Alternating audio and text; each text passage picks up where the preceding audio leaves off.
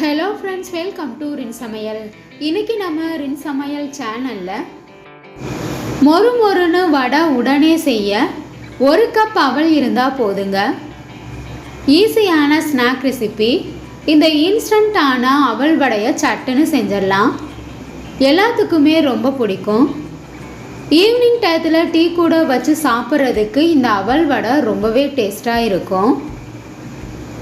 1 cup அவல் இருந்தால் போதுங்க. மாவரைச்சு கஷ்டப்படாமல் சட்டுன்னு இந்த அவல் வடையை செஞ்சிடலாம். ரின் சமையல் சேனலை சப்ஸ்கிரைப் பண்ணிக்கோங்க. பக்கத்தில் இருக்க ஆளுன்ற பெல் ஐக்கானை கிளிக் பண்ணி வச்சுக்கிட்டிங்கன்னா நான் போடுற வீடியோ உடனே உங்களுக்கு நோட்டிஃபிகேஷனில் வந்துடும். அவல் வடை செய்கிறதுக்காக 1 கப் அளவு அவல் எடுத்திருக்கேன். மிக்சிங் பவுலில் சேர்த்துக்கலாம். இந்த வடையை சிகப்பு அவல்லையும் நம்ம செய்யலாம். நான் இன்னைக்கு வெள்ளை அவல் தான் எடுத்திருக்கேன். தண்ணி சேர்த்துட்டு அவலை நல்லா அலசிடணும். நல்லா அலசினதுக்கு அப்புறமா மூழ்கிற அளவுக்கு தண்ணி சேர்த்துட்டு 15 நிமிஷத்துக்கு ஊற வச்சிடலாம். லேஸ் அவல் எடுத்திருக்கனால சீக்கிரமாகவே ஊறிடும். மூடி போட்டு அப்படியே வச்சிடணும். அவல் நல்லா ஊறிடுச்சு.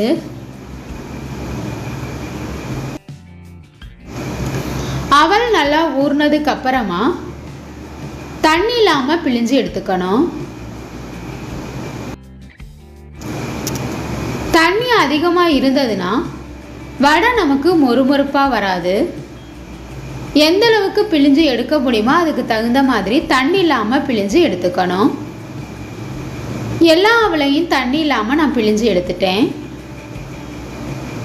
இது கூட 2 ஸ்பூன் அளவு கடலை மாவு சேர்த்துக்கலாம். அரிசி மாவு 2 ஸ்பூன் அளவு சேர்த்துக்கணும். 1 ஸ்பூன் அளவு ரவை சேர்த்துக்கங்க. ரவை சேர்த்து வடை செய்யும்போது வடை நல்லா மொறுமொறுப்பாக இருக்கும். 1 துண்டு இஞ்சி துருவி வச்சிருக்கேன், அதையும் சேர்த்துக்கலாம். மீடியம் சைஸில் இருக்க ஒரு பெரிய வெங்காயத்தை பொடிசாக கட் பண்ணிவிட்டு சேர்த்துக்கணும். காரத்துக்காக 2 பச்சை மிளகாய்களை பொடிசாக கட் பண்ணி வச்சுருக்கேன், அதையும் சேர்த்துக்கலாம்.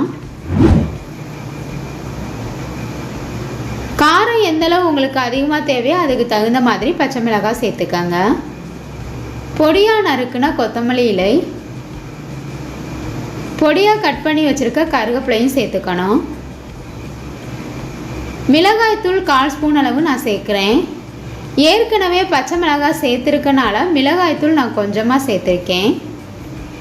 தேவையான அளவு உப்பு சேர்த்துக்கணும். இது கூட 1/2 ஸ்பூன் அளவு சோம்பு சேர்த்துக்கங்க. நம்ம சேர்த்துருக்க எல்லா பொருட்களையும் நல்லா மிக்ஸ் பண்ணிக்கணும். இந்த மாவு பிசைகிறதுக்கு தண்ணி சேர்க்க தேவையில்லை. அவலில் இருக்க ஈரப்பதமே நமக்கு சரியாக இருக்கும். அவல் இருந்தால் போதுங்க. சட்டுன்னு இந்த வடையை செஞ்சிடலாம். ஈவினிங் டயத்தில் டீ கூட வச்சு சாப்பிட்றதுக்கு இந்த வடை ரொம்பவே டேஸ்ட்டாக இருக்கும்.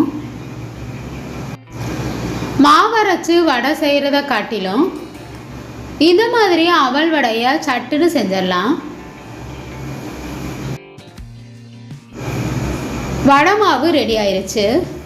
தண்ணி எதுவும் நான் சேர்க்கலை. அவலில் இருந்த ஈரப்பதமே சரியாக இருந்தது. வடை செய்கிறதுக்கு இதுதான் சரியான பதம். எந்தளவு உங்களுக்கு வடை பெருசாக அல்லது சின்னதாக வேணுமோ அதுக்கு தகுந்த மாதிரி உருண்டையாக உருட்டி எடுத்துக்கோங்க. உருண்டையாக உருட்டினதுக்கு அப்புறமா உள்ளங்கையில் வச்சு வடையை விரிசல் இல்லாமல் தட்டிக்கணும். ஆமை வடைக்கு நம்ம எப்படி தட்டுவோமோ அது போல தான் நான் இன்றைக்கி அவல் வடை செய்கிறேன். அப்படி இல்லைன்னா நடுவில் ஓட்டை போட்டு உளுந்த வடை போல் கூட இந்த வடையை செய்யலாம். இந்த மாதிரி வடையை தட்டி எடுத்துக்கணும். ரொம்பவே ஈஸியான ஸ்நாக் ரெசிபி. 1 கப் அளவு அவலில் எனக்கு 18 வடை வந்துச்சு. மீத இருக்க எல்லா மாவையும் தட்டி வச்சுக்கலாம். அப்போ தான் எண்ணெயில் போட்டு பொரிச்சு எடுக்கிறதுக்கு ஈஸியாக இருக்கும்.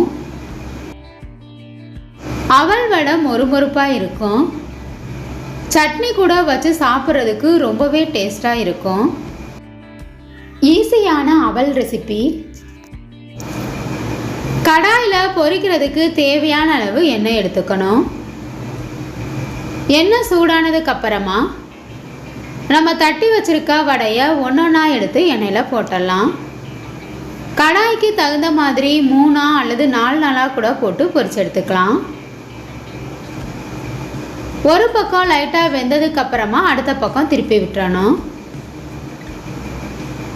எண்ணெயை மிதமான சூடில் வச்சுக்கோங்க. அப்பப்போ திருப்பி விட்டு வேக வச்சுக்கணும். கை ஃப்ளேமில் வச்சு பொரிச்சோம்னா வடை சீக்கிரமாகவே கலர் மாறிடும். எண்ணெயிலிருந்து நுர வரதெல்லாம் குறைஞ்சதுக்கு அப்புறமா வெளியில் எடுத்துடலாம். இன்ஸ்டண்ட்டான அவல் வடை ரெடி ஆயிடுச்சு. வெளியில் நல்லா மொறுமொறுப்பாக இருக்கும். இதே போல் மீதம் இருக்க எல்லா வடையும் பொரிச்சு எடுத்துக்கலாம். இந்த ஈஸியான ஸ்நாக் ரெசிபியான அவல் வடை உங்களுக்கு பிடிச்சிருந்ததுன்னா ரின் சமையல் சேனலை சப்ஸ்கிரைப் பண்ணிக்கோங்க ஃப்ரெண்ட்ஸ். வடை உங்களுக்கு பிடிச்சிருந்ததுன்னா மறக்காமல் ஒரு லைக் கொடுங்க ஃப்ரெண்ட்ஸ். கமெண்ட் பண்ணுங்கள், ஷேர் பண்ணுங்கள். பக்கத்தில் இருக்க ஆளுன்ற பெல்லைக்கான கிளிக் பண்ணி வச்சுக்கிட்டிங்கன்னா நான் போடுற வீடியோ உடனே உங்களுக்கு நோட்டிஃபிகேஷனில் வந்துடும். Thank you friends.